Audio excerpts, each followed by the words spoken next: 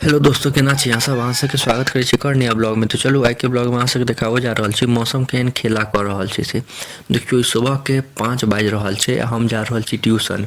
अपन घर से लगभग बुझियो 13 किलोमीटर दरभंगा आबऽ पड़ै छै। तऽ ई अखन देखियो 5 बजे के 5 साढ़े 5 मान लिअ ने, 5:30 बजे के समय छै। देखियो केहन एकदम फ्रेश मौसम छै। अहाँ सब बस अंत तक जरूर देखैत रहबै। देखियो हजमा चौराहा पर छियै, ओतऽ की मूर्ति छै।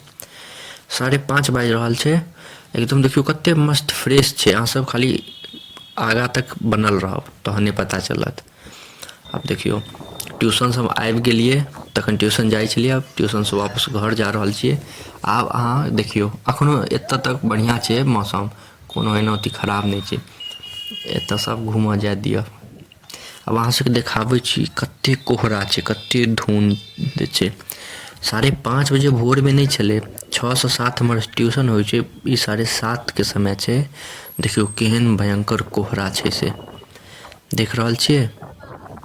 केहन मौसम के खेला देखियो केहन भयंकर छै।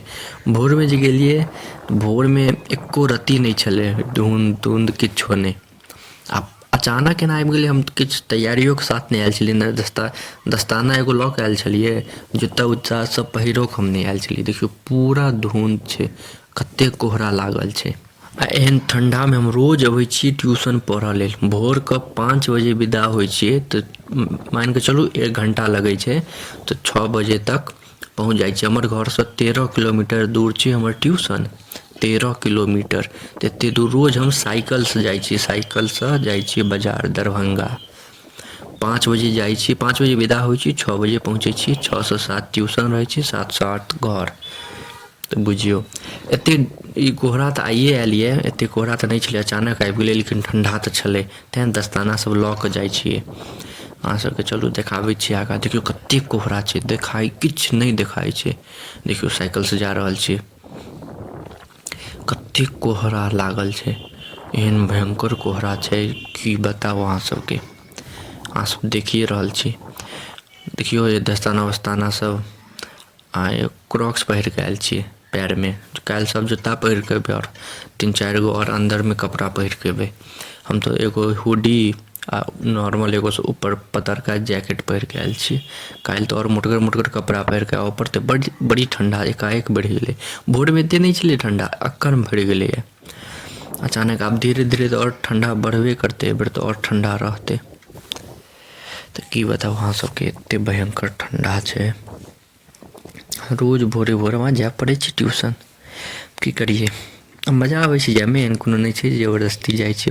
नीक लगै छै ट्यूशन जायमे ठंडाके मौसम में। अपन भोरे भोरे पढ़ि कऽ निश्चिन्त भऽ जाइ छी। आइ रोज के रोज एनाही बढ़ैत जेतै। एहि बेर तऽ सुनलियै बड्ड ठंडा हेतै। देखै छी किछु नहीं देखाइ दै छै, किछो नहीं। आ काल्हि से तऽ न्यूज में आइ एलै, ट्यूशने पर देखै छलियै न्यूज। जब तक सर नहीं एलखिन हँ तऽ मोबाइल चलाबै छलियै, से काल्हि से और भयंकर कोहरा रहतै सुबहे से। देखियो साइकिल से जाइ छी तऽ हाथ में बड़ी ठंडा लगै छलै, तऽ दस्ताना लऽ लेने रहियै। जूता तऽ पहिरो कऽ नहीं आयल रहियै। एहन पते नहीं छलै आइ हवा पैर में बड़ हवा लागि रहल छै। अब काल्हि से जूता सब पहिर कऽ एबै, मोटगर कपड़ा सब पहिर कऽ एबै।